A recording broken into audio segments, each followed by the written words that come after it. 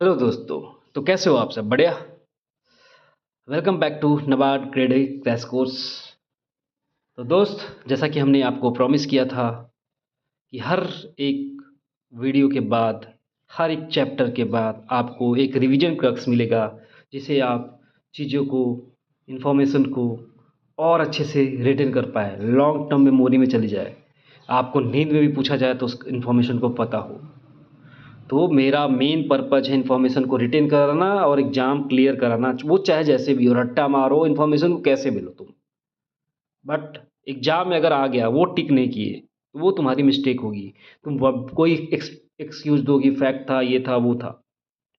But मेरा पूरा purpose है जो भी चीज़ पढ़ाऊँ उसे याद कराऊँ, बिल्कुल exam oriented, to the point, बिल्कुल रेलिवेंट। और हमको पता है यार, एग्ज़ाम ये क्रैक कर सकते हैं और तुम क्रैक कर सकते हो, विश्वास करो अपने आप पे।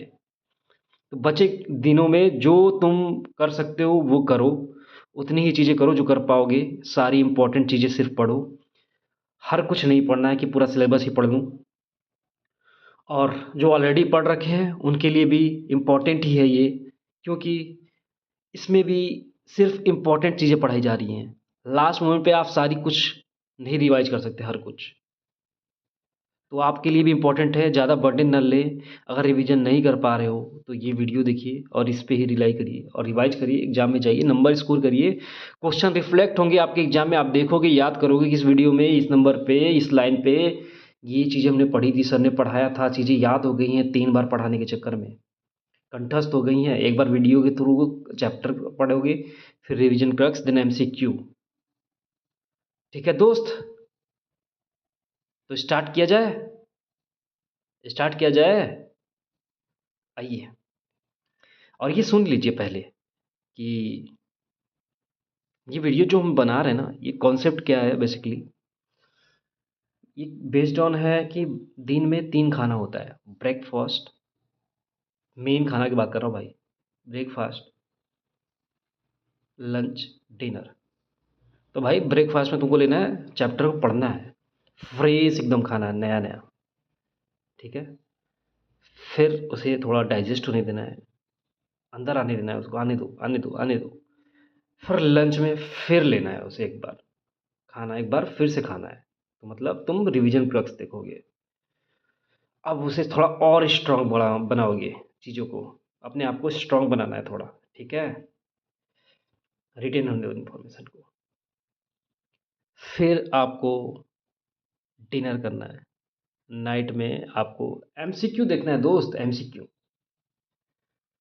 MCQ देखने का पर्पज कि इतने देर तक तुमने जो भी इन्फॉर्मेशन रिटेन की, उसे आप क्वेश्चन करो अपने सबकॉन्शियस माइंड से कि यार, चीज़ें जो मैंने पढ़ी, क्या वो रिटेन हुआ या नहीं हुआ, उसे चेक करो। उस चेक करने के चक्कर में अगर आप गलती करते हो, तो वो इन्फॉर्मेशन आपके माइंड में हमेशा के लिए रिटेन हो जाएगा। This is the scientific way of study. आप किसी चीज़ को सिर्फ पढ़ते रहोगे तो वो चीज़ें ज़्यादा दिन तक याद नहीं रहेंगी। ठीक है। आप एक लाइन में बस पढ़ते जा रहे हो, पूरा बुक खत्म कर दिए विदाउट रिटेन किए हुए। तो मेरा मेन पर्पज ही है कि मैं ये छोटे छोटे वीडियो इसीलिए डाल रहा हूँ, दूसरे टॉपिक पे नहीं जंप कर रहा हूँ, कि पहले टॉपिक को मास्टर करो दोस्त। एक टॉपिक को मास्टर करो कि उससे पूछा जाए तो आप नंबर ला पाओ। ये नहीं कि पढ़ लिया सारा और आता कुछ नहीं है, घर वालों को सबको बेवकूफ़ बनाए जा रहे हो। अब मैं जानबूझ कर ये वीडियो भी अलग अलग ऐसे डालता हूँ, एक साथ ही डालता हूँ, मतलब लाइक कि पहले वीडियो, फिर रिवीजन क्रक्स, देन MCQ। मैं अलग से कोई प्लेलिस्ट उसका नहीं बना रहा, रिवीजन MCQ का। रीज़न सिंपल है कि तुम्हें उसी लाइन में फॉलो करना है। तुम्हारा माइंड भी कई बार ना सीरियल में चलता है, पहले ये 1 नंबर, 2 नंबर, 3 नंबर, ऐसे चलता है। तुम करोगे, इसीलिए इंटेंशनली ये वीडियो उसी फॉर्मेट में ही होंगे। पहले तुम पढ़ोगे, रिवीजन देखोगे, फिर MCQ करोगे। अब पार्टिसिपेट करना है दोस्त, पार्टिसिपेट करना है, कमेंट सेक्शन में आंसर देना है। अगर MCQ में पूछता हूँ, रिवीजन क्लास में क्वेश्चन पूछता हूँ, तो तभी देखो याद होगा भाई। या तो किसी और को तुम सुनाओ, कहीं लिखो, कुछ तो करो भाई। एक्टिव होना चाहिए भाई, जो भी पढ़ाई कर रहे हो एक्टिव स्टडी होना चाहिए, एक्टिव रीडिंग, एक्टिव लिसनिंग, सब कुछ एक्टिव होना चाहिए। चीज़ों को ना जब लिखते हो ना, टाइप करते हो ना, तो तुम्हारे माइंड मेमोरी में वो चली जाती है एकदम। तो बस ऑनेस्ट होके ज़्यादा दिमाग मत लगाओ, ओवर स्मार्ट, ओवर थिंकिंग मत करना कि क्यों करना है, क्यों लिखना है, ऐसे क्यों फालतू का कमेंट करके क्या फ़ायदा। नहीं करना मत करो यार, अगर सीरियस नहीं हो तो मत करना। But if you are serious, do it man. Comment करो, लिखो, कॉपी पे लिख लो, किसी को बता दो वो चीज़ें कि पता है यार, मैंने आज एक नई चीज़ पढ़ा, ये है, तो बताओ उस इन्फॉर्मेशन को। This is the way to retain information, this is the scientific way to study. तो आइए स्टार्ट करते हैं यार। अदरवाइज़ आपको लगेगा कि कितना यहीं सब पे बात हो रही है, टाइम वेस्ट हो रहा है। बट टाइम वेस्ट नहीं है दोस्त, समझो इसे, ये इंपॉर्टेंट चीज़ें हैं। कई बार आप लोग मिस कर देते हो ऐसी चीज़ों को, सिर्फ पढ़ते रहते हो, जब बोलते हो कि बहुत पढ़ा लेकिन हुआ नहीं सिलेक्शन, क्योंकि सही तरीके से नहीं पढ़ा ना। तो आइए स्टार्ट करते हैं अपना रिवीजन क्रक्स एग्रीकल्चर का, NABARD grade A crash course का बेसिकली। हमने स्टार्ट किया था चैप्टर 1, डेफिनेशन था से पढ़ा था, और agriculture as a science, art, ये सब बिजनेस ऐसे कुछ पढ़ा था हमने। तो जल्दी से फिर से वैसे ही स्टोरी फॉर्मेट में जल्दी जल्दी आपको याद कराते हैं, वापस बताते हैं फास्ट फॉरवर्ड में, कि एक स्टोरी थी। इमेजिन करिए एक ऐसी चीज़ कि जो इंसान से पहले एग्जिस्ट करती थी और आज भी दुनिया की आधी से ज़्यादा पॉपुलेशन को जिंदा रखती है। तो मैंने बताया था दोस्त, वो था एग्रीकल्चर। और नबार्ड ग्रेड की तैयारी करने वाले हर एस्पिरेंट्स के लिए ये सिर्फ एक सब्जेक्ट नहीं था, ये एक माइंडसेट है दोस्त।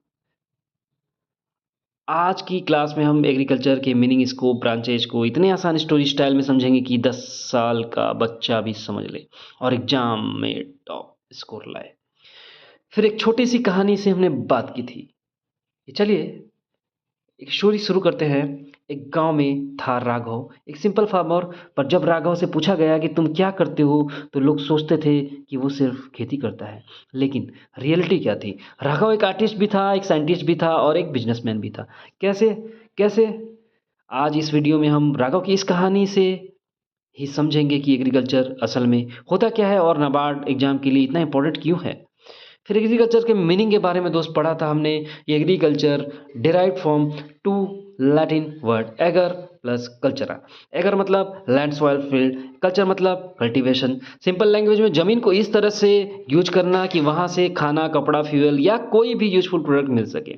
बट नाबार्ड के लिए एक हाई स्कोरिंग डेफिनेशन आपको पता होना चाहिए। Agriculture is the art, science and business of producing crops and live stock for the economic purpose. ठीक है दोस्त। फिर हमने पढ़ा था एग्रीकल्चर एज एन आर्ट, उसको अच्छे से थोड़ा सा देखा था कि क्या है। तो दोस्त राघव हर रोज सुबह उठकर देखते थे कि मिट्टी का टेक्सचर कैसा है, बारिश कब आएगी, हल किस एंगल पे चलना चाहिए। ये सब कोई फॉर्मूला से नहीं होता, इसका नाम है आर्ट। आर्ट मतलब स्किलफुली फार्म ऑपरेशन परफॉर्म करना।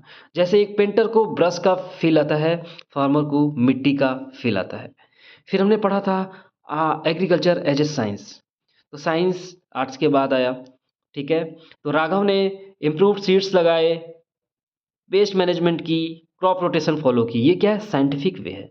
तो ये सब साइंटिफिक प्रिंसिपल पर बेस्ड होता है दोस्त, like crop breeding, production techniques, crop protection, soil science, agriculture economics. यानी एग्रीकल्चर एक साइंटिफिक सिस्टम है जिसका एम होता है maximum yield, better quality, better quality and sustainability.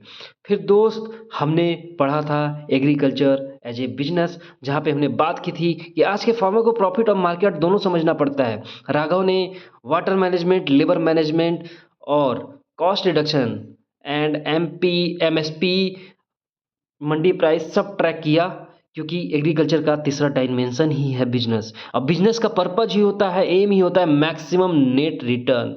उनका माइंडसेट ही होता है कमर्शियल, कमर्शियल माइंडसेट होता है। ठीक है दोस्त। ऑलराइट, तो मिलते हैं नेक्स्ट वीडियो में एमसीक्यू के साथ, और इन्फॉर्मेशन को साइंटिफिक में और रिटेन करेंगे, ताकि एग्जाम में जब क्वेश्चन दिखे और रिफ्लेक्ट हो तो आपको रिग्रेट ना हो, आपको स्माइल आपके चेहरे पे हो, आपको मज़ा आ जाए कि यार वो तो देखा था, वो विजुअल्स याद आने चाहिए आपको स्क्रीन पे जो दिख रहे थे कि यार मैंने तो ये तो पढ़ा है। देखते ही विद इन अ सेकेंड आपको आंसर मारना है और आगे बढ़ना है।